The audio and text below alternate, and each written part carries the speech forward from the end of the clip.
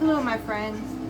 So it is actually Monday, Memorial Day, and I don't really have much going on. Me and James, either one of us do.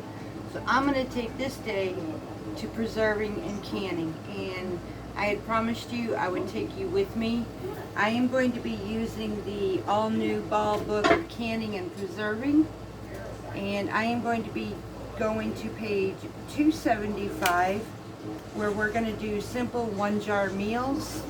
And the jar meals that I am choosing to do are going to go for both ways, Mediterranean and low carb. I promise those of you who are low carb, who are diabetic, to show you meals that you can put on your shelf just as well as I can for my hubby. So the way I'm looking at this right now is, I told you when I first started this in the beginning of the year and I made this channel, I had to rethink my entire pantry. This was one of them, based to the baked beans that I had, and I had herb potatoes, and I had all these things, these jars of carrots. But unfortunately, all these things were really hard and very bad on my husband's diabetes. So I had to rechange everything. So in the process of thinking the whole winter that I have been off, I've been doing some research, and I have now come up with recipes I can stock our pantry with. And as promised, I told you when I figured that out, I was going to share that with you. So we are going to be working with chicken this time. I also have a venison steak, but I can do that one afterwards. And it'll all fall down in the same area basically, but right now I'm going to concentrate on chicken. So what I am going to be using for those who are diabetic, we are going to go a different route.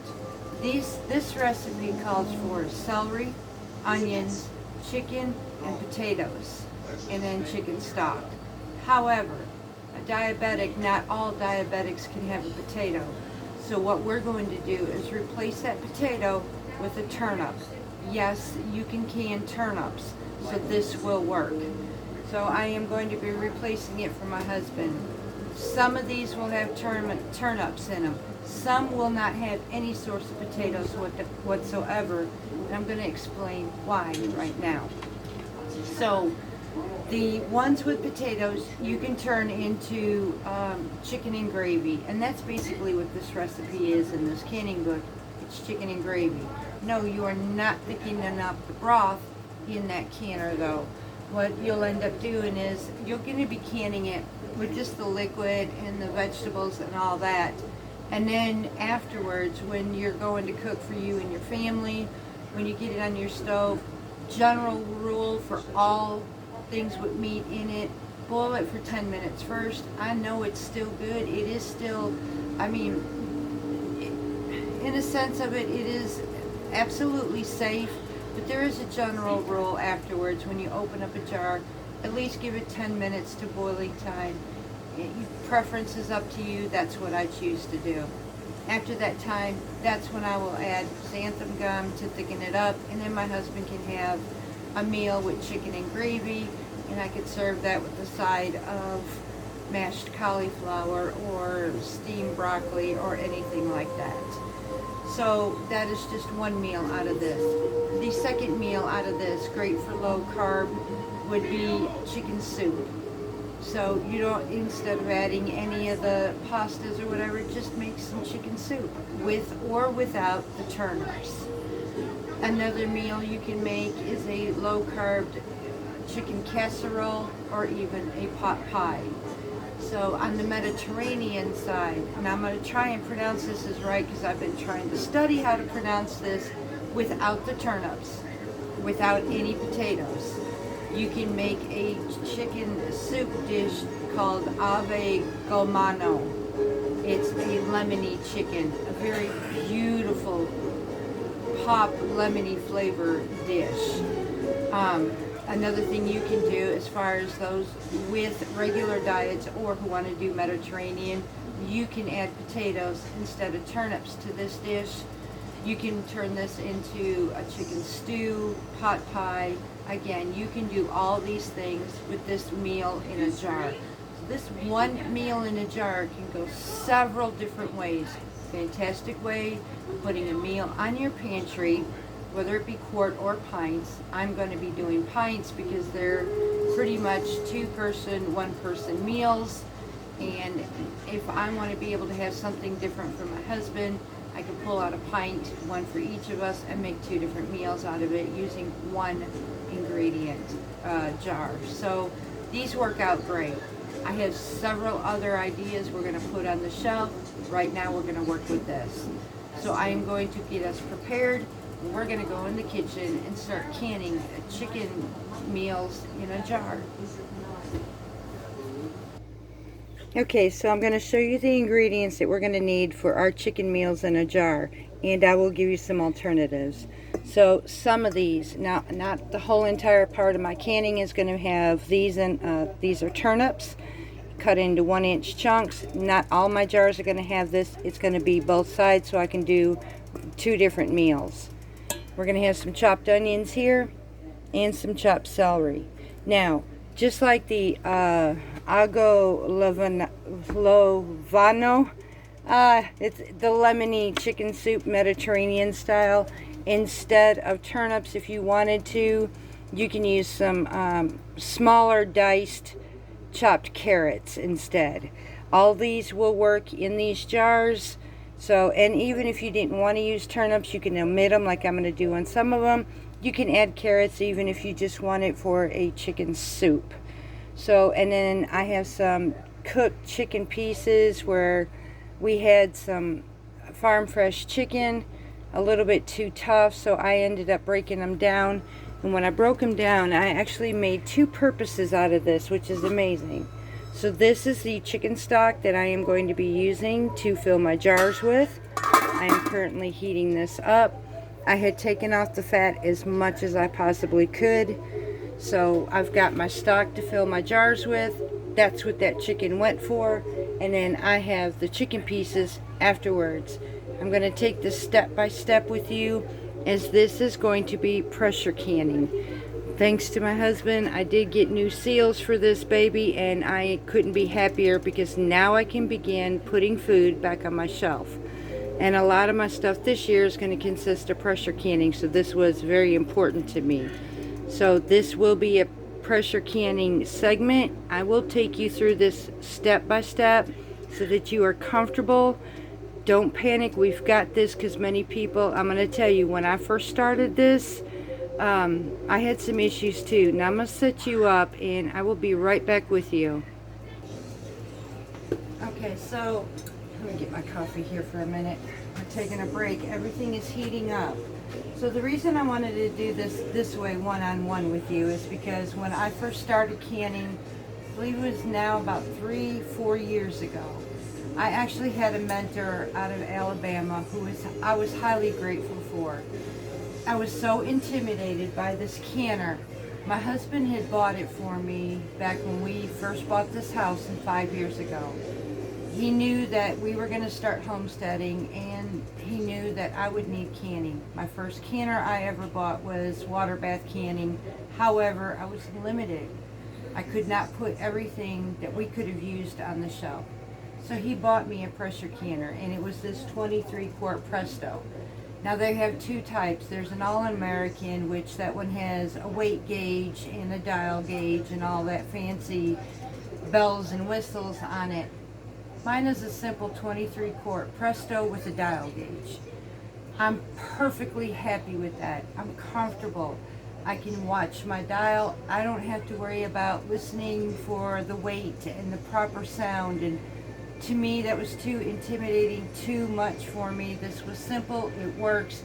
Once a year I take my meter to my extension office and I get it tested, and I did this last summer, and I will tell you, they said, and it was 2 years old. I didn't really know about getting my dial, my meter pressure gauge tested once a year at that time, so I learned about it last year. I took mine in. And the lady said the way I take care of it must be really well, because mine was spot on still. Now the day it becomes off, I will either allow my extension office to recalibrate it, or I will just at that point purchase a whole new pressure gauge. To me, it's worth it. I don't have to redo this pot. So the other part of it was my mentor out of Alabama. She started me out slow, just like I'm going to do with you. Although you have visual with me, I only had a phone call, her in Alabama and me here. She walked me step by step, and I have been at it ever since, to the point now I even started canning meats and green beans and everything you can think of with pressure canning. Today I'm going to do that with you. I will continue to keep doing this as long as y'all want me to make you comfortable, just as I am now. However, I'm not too comfortable that I'm still not cautious. I'm very cautious in how I take care of this. Just as I knew my seal needed to be replaced. It looked perfectly fine. It did not have any cracks. I've been using this thing really hard for 2 years. And I thought, well, my seal was okay, but I had noticed in my last canning session, which made me cautious as to stop all canning, because it was starting to drip liquid from it. I was having a hard time keeping my pressure. My jars were not sealing, which is a bad sign. So I knew it was time to get a new seal. Sure enough, buying the new seal made this thicker. Now when I put my lid on, it's a lot tighter, and I now know that I made the right choice replacing my seal. I do condition my seals, and I do wash them. I'll wash them and then I'll condition them with oil, a light coating, to keep them from cracking. So that's why it looked like there was really nothing wrong with my seal, but it was starting to get thin. So we've got new seals and we're ready to start canning. So I'm going to help you, I'm hoping, make you more comfortable, put meals on your shelves so that this guy right here and I can enjoy meals for this winter when we do our pantry challenge. So I'm going to get everything set up. Right now we're just in warm-up stage. Once we get that, I will take you through the steps of how to fill your jars and then into canning them. So we will be right back. Okay, y'all, so I am going to be using, like I said, this is the Ball All New Ball Canning Book and Preserving on page 275. I'm using the simple 1-jar meals. Now, for the chicken and gravy dinner in a jar, this is going to consist of 2 different types. You're going to, the ingredients to this, and you're going to multiply add more if you want it. So I would do bulk style like I just did. This recipe will fill 2 quart jars or 4 1-pint jars. I am going to be using pints, as I explained, because it's just me and my husband. So I'm going to need what they said to cut chicken breast or cut chicken into boneless chicken in 2-inch pieces. I actually have mine pretty much chopped up and whatever. So again, you do not have to be specific. Now this is not raw. Mine is cooked. It will make your meat soft.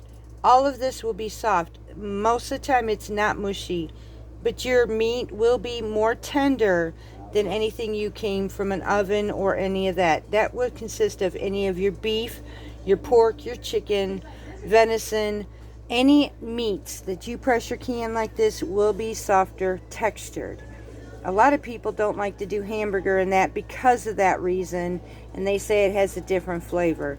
But to me, it's a survival food in a way, and it does not taste bad. You can add seasonings. It is different to get used to that texture, but honestly, when it comes to a meal in a jar, I'm not going to complain, because there were times, honestly, y'all, especially when all of these crazy things have started in the last 2 years, I was thankful when I couldn't get meat. So I've had it on my shelf. I'm thankful for it. So you do you, and I'm just going to share what I have. So each recipe consists of 1 cup of finely chopped celery, a cup of onions, and a cup of diced potatoes. Again, you're going to choose your own, whether you want carrots, whether you want potatoes, you don't want potatoes. These are yours, and I explained several different meals so far, and there could be way many more to use with this. I'm just going to show you how to put them together now. So with me using this recipe, and if it were to consist of going ahead and filling 4 pint jars, that would mean I would need a 1/4 cup of every ingredient in my jar. I want to make sure this is at a 1-inch headspace as well. We do not want to go over 1-inch headspace. So I'm going to go ahead and look for my canning equipment and go through that with you as well. Okay, so our equipment. This is the thing that we use to bring our jars in and out of our canner. This is the part, a lot of people got it confused. So this is the part with the rubber end that goes around the jars. This is your handle. We have our what I call my debubbling stick, and it measures our headspace in our liquids. And then this here magnetic thing picks up our lids in our jars. Now my lids are heating, they are not boiling. It's not necessary, they say these days, but I still find that it actually does better if the seals, the rubber seals, are actually warm.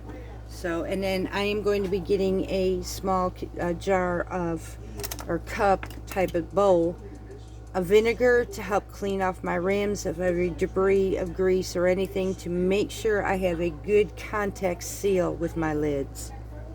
Okay, we're about to get started. Another thing you're going to need is a funnel, a wide funnel to go inside your jars. These will help be able to fill your jars in a cleaner stage without all the mess as much as possible. Because paper towels, I'm finding, don't absorb very well, I am actually going to be using our non-papered towels with my vinegar in my dish to make sure that my rims are nice and clean. So with that, let's get started. Okay, y'all, so I have been heating my jars. You want to make sure your jars are heated. You do not want to put any of your hot liquids into a cold jar. They will shatter and bust in a heartbeat, y'all. And even if they didn't in the beginning, they will in your canner. I haven't had much trouble with pints, but I have had trouble with quarts. So, and sometimes you can be precautious and do everything right, especially like I did on those quart jars, and they still busted. I don't get those jars, but so here's what we start. Now this is totally up to you as well. I am not going to be adding seasoning to my jars. I usually will add my seasonings when I open them. So this is totally up to you. If you choose to add seasonings, it consists of 2 teaspoons of salt, 1 teaspoon of ground black pepper, and 2 teaspoons of poultry seasoning, 4 tablespoons of dry white wine. Now again, that will be divided up between 2 quart jars or 4 pint jars. So I am not going to be adding any of this. I'm just going to be adding my ingredients and my broth, and that is it. I will flavor everything when I go to cook with it.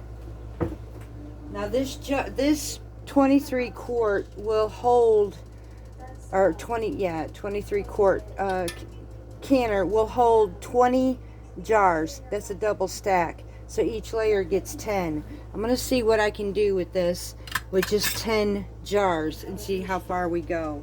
So I am going to start out with my 1/4 cup of my turnips in each jar.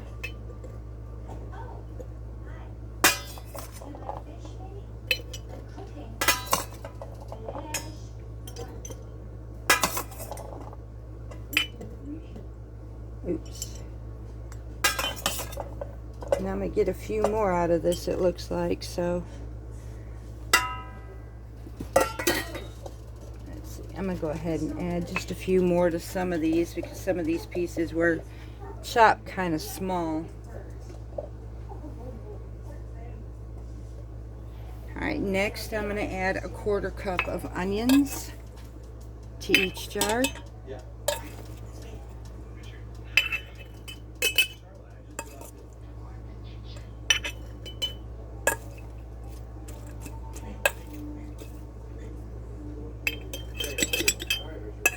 Actually need to do that to show you how to do this. And it'll make it easy on me to get these in my jar anyways.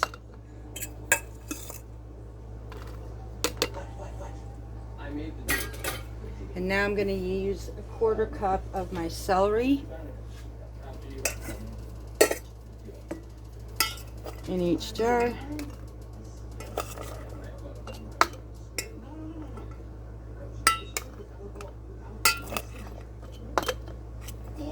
And then I'm going to top them with my chicken. Again, only up to the 1-inch mark.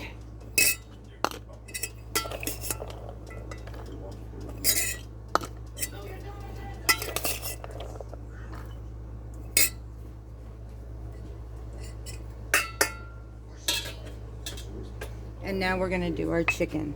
So far I've got just about a jar of mixture, my vegetables in each jar.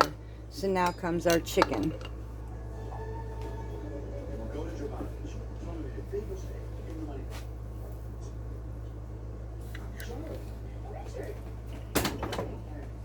Some of these I may have to break down these pieces because, like I said, these were pulled prior to me cleaning it out from my stock. So I'm just going to make sure that my meat is in here really good, but not super jam-packed. I kind of want to do this lightly, but each jar will get some chicken in it. And when it says up to the 1-inch mark on these jars, this will be the bubble line right across this bubble line right here, this edged bubbled body. That would be the stopping mark for all vegetables and meats. So, and then the first ring right here, let me see if I can bring this up. That first ring right here, that's your 1-inch headspace for your liquids.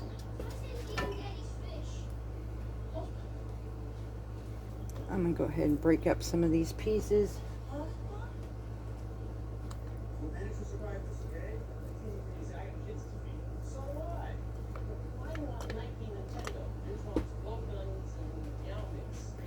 And then if you wanted to do your seasonings after you filled your jars, this is when you would add your seasonings in it. So, like I said, I'm actually going to add mine when I do my cooking.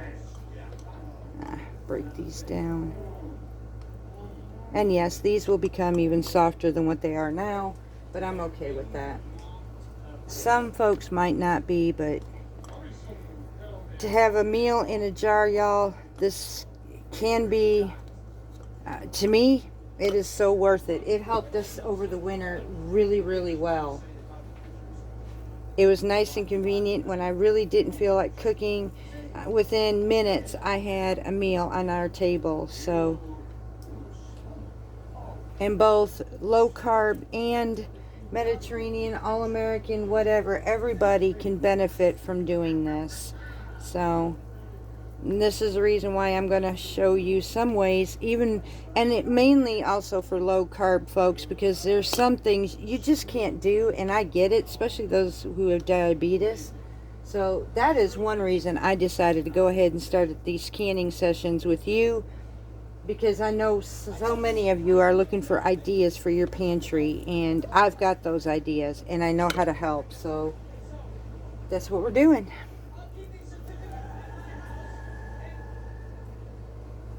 Oh, this is fantastic because I got so much more chicken. I can do some without turnips in it now. So when I wanted to do soups out of this.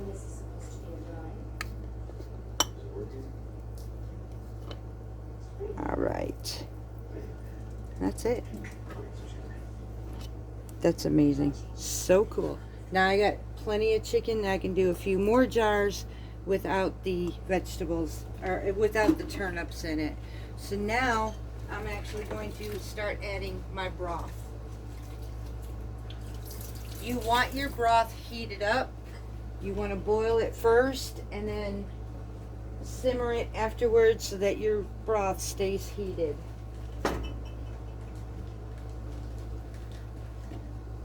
Now I am going to bring my broth over here. I know you're not going to be able to see too well. Let me raise this up for you so you can see just a little bit better. Now I'm going to have to come over here with it because I only have so much space. My broth is over here, so let's see, I'm going to use my funnel again, and I want to take this hot broth and bring it up to my 1-inch space, head space.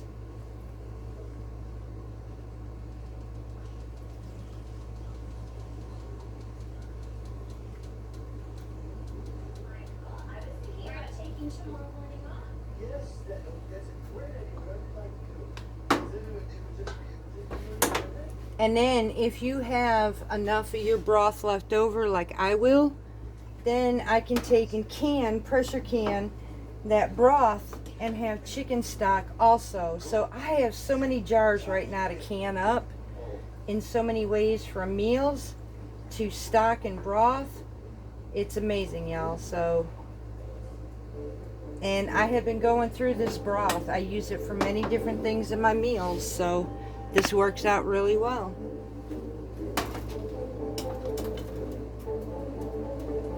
This way there's no waste. And for those, sorry about the TV, y'all. Hubby's watching TV. If you choose not to can, you can also freeze these. But use it in a safe container to freeze your broth. Not the meals, but you can freeze the broth.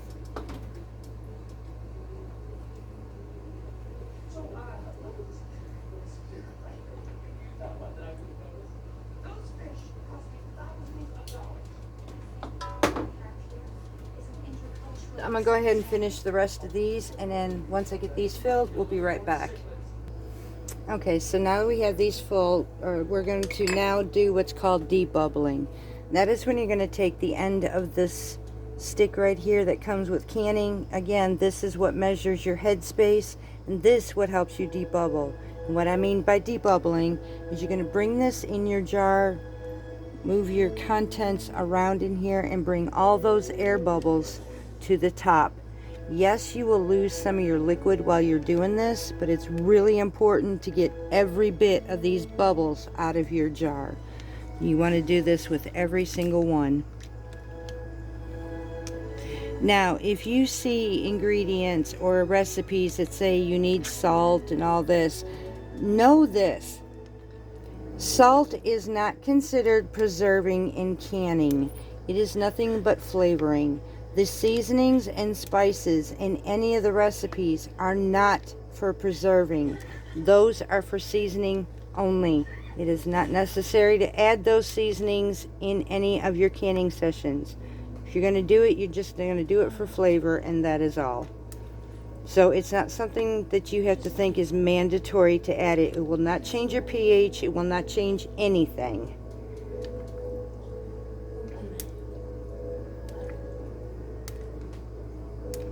Now, my vegetables will become soft through this, but it's okay. It's still a meal in a jar, y'all. Now, I know that my headspace has come down, so I'm going to show you what I'm going to do now. I'm going to go back here and refill the tops of my jars back to my 1-inch headspace, and then we are going to measure it on our meter. When you debubble, it can bring your liquids down because it just distributes that juice or your liquid throughout all of your ingredients, which is what you want to do. You do not want to have any gaps or bubbles to prevent anything from not being properly heated and cooked all the way through.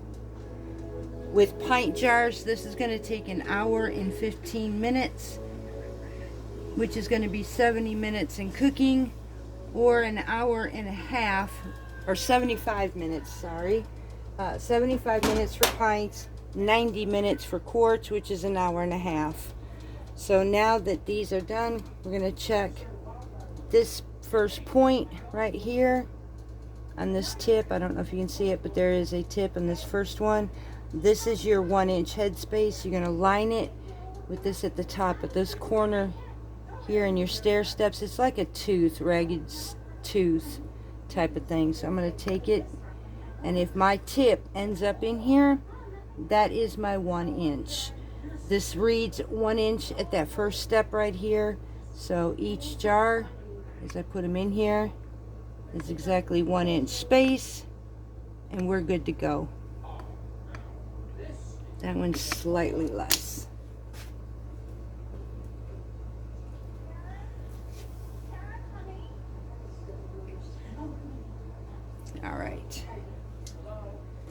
All right, so now it's really important you clean off the rims of your jars.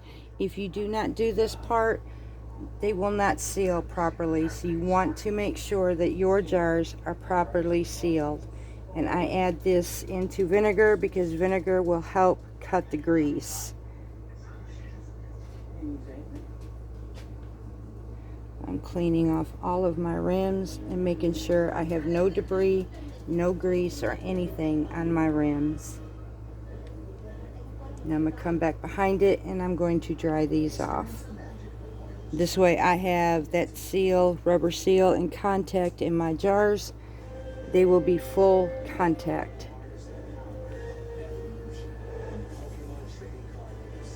And these are hot, so be very careful.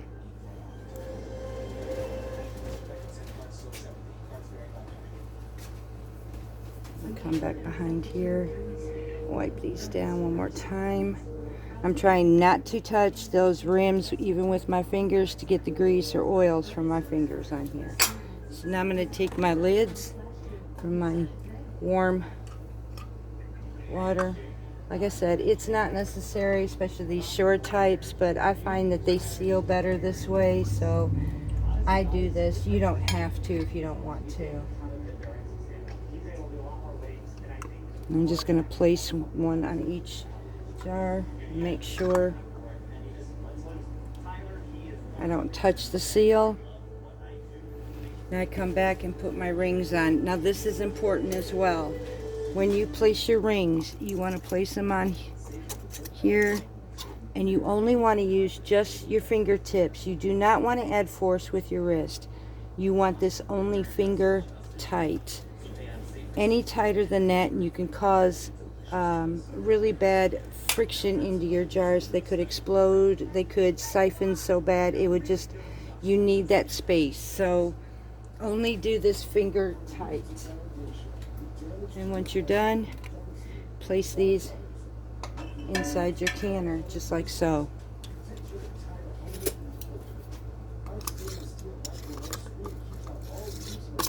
I'm going to go through and make sure all of my rings are on my jars, just like so. Only doing finger tight to every single one of these.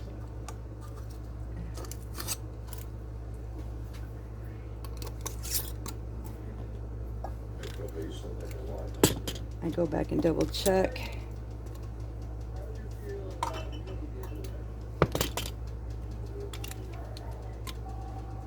Look, y'all, that is meal in a jar. Something that could be very well used on every pantry, especially those who are wanting to prepare for winter like we do.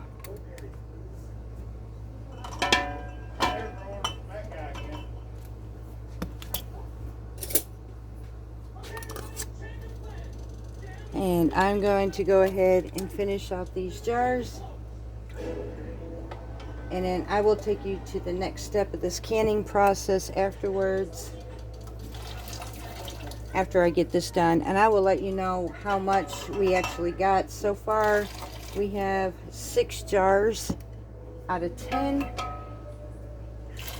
So this is so far a good canning stock.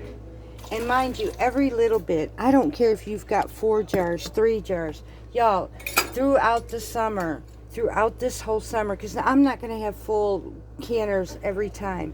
I have learned that every little bit that I do throughout the entire summer adds up for the winter. You have seen my pantry when we went through a pantry walkthrough.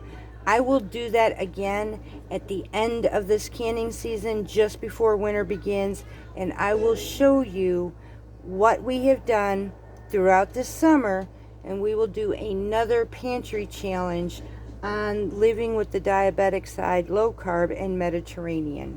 So I'm gonna go ahead and finish this and I will be back. Okay y'all, so here's our lid. Now when we go to put this on our canner, there'll be an arrow on one side of your handle here, like this one. It'll be on this side on your right side, and there's an arrow right here. You want to take and mix those two, match them up together when you put your lid on. Now let you know, we do have 10 pints that made it in here. 6 pints have turnips, 4 pints don't have any, which those will be used for chicken soup or the Mediterranean lemon soup. So now that I've got this on here measured up, I'm going to turn it. I'm going to lock it, and it's tight, and lock this in place. You do not, at this point, do not want to turn it anymore. I'm going to put my heat at a medium-high heat, and what I'm looking for is there's a steam vent, which I will bring you closer here. Let me bring you closer to explain that. Okay, so this is your steam vent. At this point, we're going to raise this temperature. Now, you don't have to have it super boiling or nothing like that. This is time. When it comes to canning, it is a lot of time. You want to do this slow. You want to do this accurately because you want to have safe food on your pantry. You're going to allow this to come up and get to the steam pressure. When you have a steady flow of stream, which I will bring this back at that point, steady flow, you're going to take and time this for 10 minutes. At that point, during that 10 minutes, your stopper should come up, and this is when your pressure will start building in. This is going to help, from that steam, it's going to help to build up the pressure inside this canner. And after that point, and I will take you through that step, is when your stopper will go on that. Not until then. So at this point, we turned our heat up. We have everything sealed up in this pot, and we're waiting for this flow to start having a steady flow of steam for before we start timing this for 10 minutes. At that point, I will bring you back. While we're waiting for our steam to build up in our pot, I also wanted to show you. I had this big old pot, and most of it was actually about up to here full of broth. So we used all that broth, but I still have some left. Now, unfortunately, there is a different time for the broth compared to what we're doing in this meal. This one only takes, for pints, 20 minutes.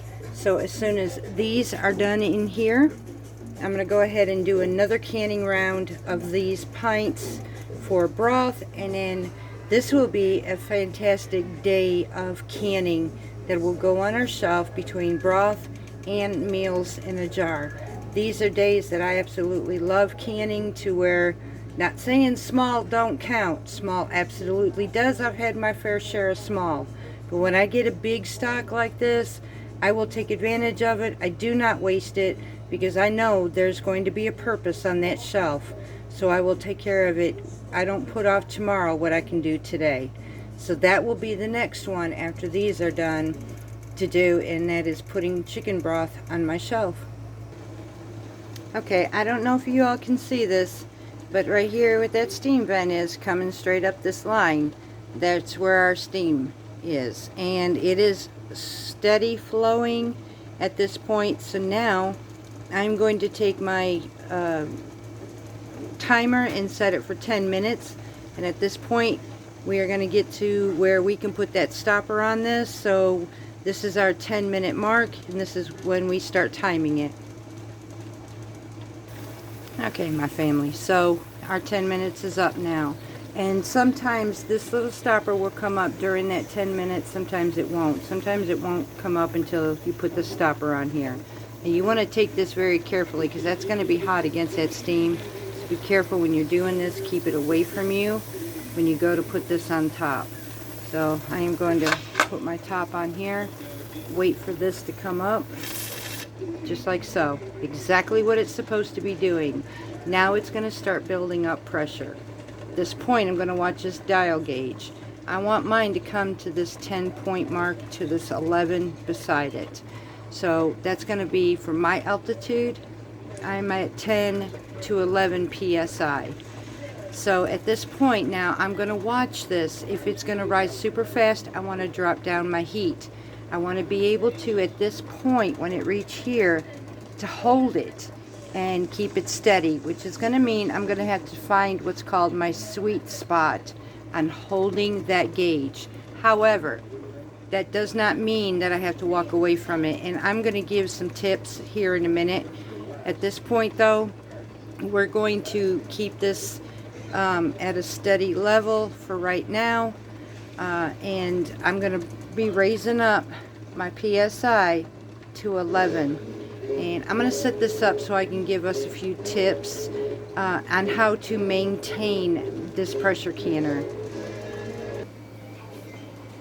Okay, so when I first started canning, I did a lot of YouTube searching on how-tos, and for the most part, I got to all the videos where I'm showing you now. It showed me about the 10-minute steaming, the pressure gauge, and all that. What it did not tell me was pretty interesting, important tips that I'm going to share with you that I have learned through my own mistakes. Number one, it has been said not to walk away from your canner. Not thoroughly as to why, and I'm going to explain why. Unlike a water bath canner, you put the lid on, pretty much you let it boil. You can walk away from this, go do your chores, go do whatever you have to do your laundry, hang your clothes, whatever, and it's okay. But on a pressure canner, you cannot do that. I would not suggest you go very far. I know it's a long time to sit and wait. I totally get that. But if you walk away from this canner in a blink of an eye, and I have been sitting right here, and in a blink of an eye, I have watched that gauge go too high or too low. If it could go too high, you take chances of too much pressure in your canner. You do not want that. Although it is safe these days. These canners are not like they used to be many years ago. If you've seen on mine, there was a little rubber stopper in the back of that lid. Reason for that, before anything happens, that lid will pop, or that little gadget will pop first. The pressure in it, if it's too much, will shoot that off and basically prevent it from exploding. However, we don't want to get that point. So I want to make sure I don't go no more than 12 PSIs. The other thing is you go under 10. If I go under 10 PSIs on my canner, I literally have to turn around and start this all over again on my timing. You do not want to do that. Always check before you put your lid on, and I should have shown that to you, that vent where we did the flowing of our steam. Make sure that it is not clogged with anything. You want to be able to hold it to a light and see light go all the way through that tunnel. That is one. Two, I always wash my canner, my lids, my rings, everything after each session. Sometimes now, like this one, I will do a back-to-back, and I won't wash it until after all of my canning is done for that day. That all depends if I did siphoning, which is my next tip. Siphoning. For the most part, there tends to be some siphoning when it comes to pressure canning in all canning. Now, what does siphoning mean? It means that you will lose a certain amount of liquid in your jars. However, two rules: you do not want to lose more than half in your jar. If you lose at least 3/4, or if you still have 3/4 to at least a half of liquid in your jars, even though it's not fully covering meat or whatever, it's still okay as long as it was sealed. As long as that did not drop. Couple ways to keep from siphoning is one, when you are finding your, what I call the sweet spot, to hold that pressure, and I will work that with you.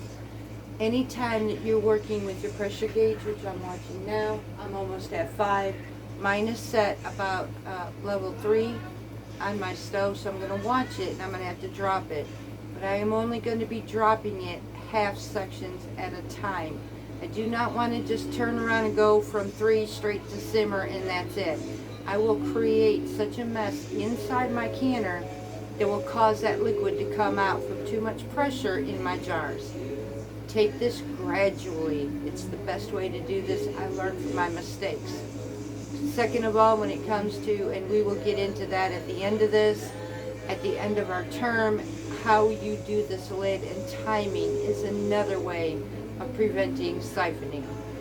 And I will get to that with you. But these are a couple tips I did not know about when I first started canning, and these are really important. So I'm trying to be able to think of everything that will help you make easier canning methods for you than it was for me. Although I did learn, but what I learned I share. So right now I am coming up to temp. I'm going to drop this down for just a little bit, and we're going to keep this up, and then I will be holding this at that point when I hit 11 psi. I am going to be holding mine for an hour and 15 minutes for pints. It's 75 minutes on my timer. So after that point, we will be back. Okay, at this point here, I am sitting on my dial gauge on my stove at level 2. At this point, I'm going to be watching it. Now, this is where I set my timer now for 75 minutes, which is an hour and 15 minutes. I do not want to get below that 10 mark where I'm at. Preferably, I'm going to get up here to 11. I am taking this slowly. It is being done gradually. I am letting it do this. If I start seeing it rising, I will drop my temperature. If I start seeing it dropping, I will raise my temperature. This is when I will babysit this for an hour and 15 minutes. Is this a long time? Absolutely. Does it take my whole day and sometimes into my evening? Yes. But as you will see at the end of this season, when I do the pantry challenge, was all of this worth it? At the end of the season, you let me know when we take our pantry walk. So in the meantime, I'm going to wait this out, and we will be back with you after our 75 minutes are up. Okay, so now our 75 minutes is up. At this point, I'm going to turn off my stove, and I'm going to allow everything to come down on its own. Let me turn this timer off. So I'm going to allow this to drop to 0, and at the same time, we're going to allow this pressured button to drop as well.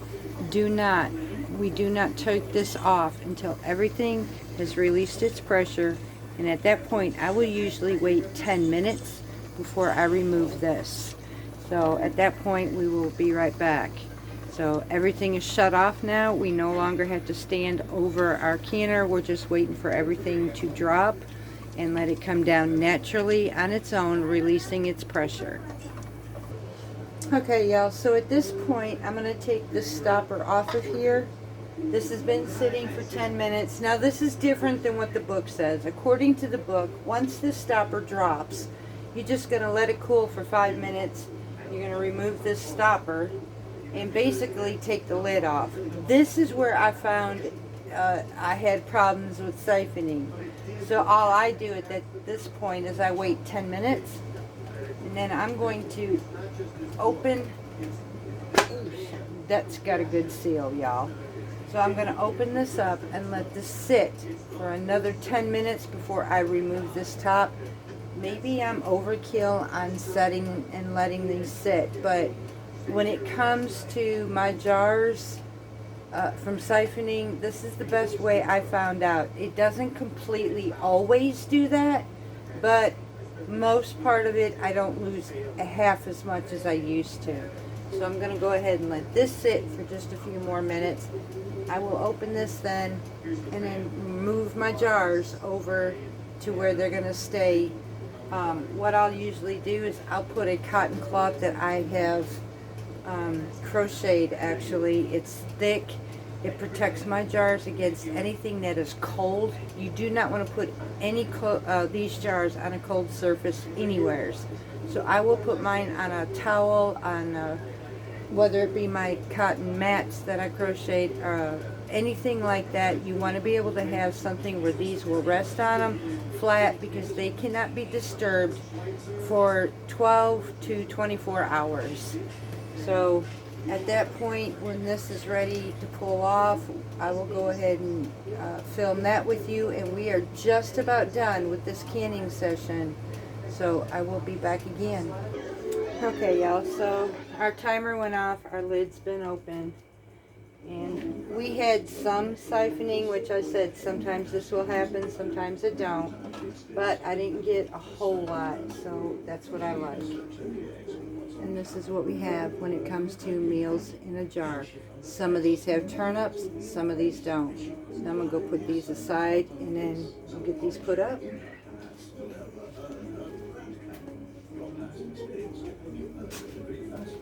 And we will be right back.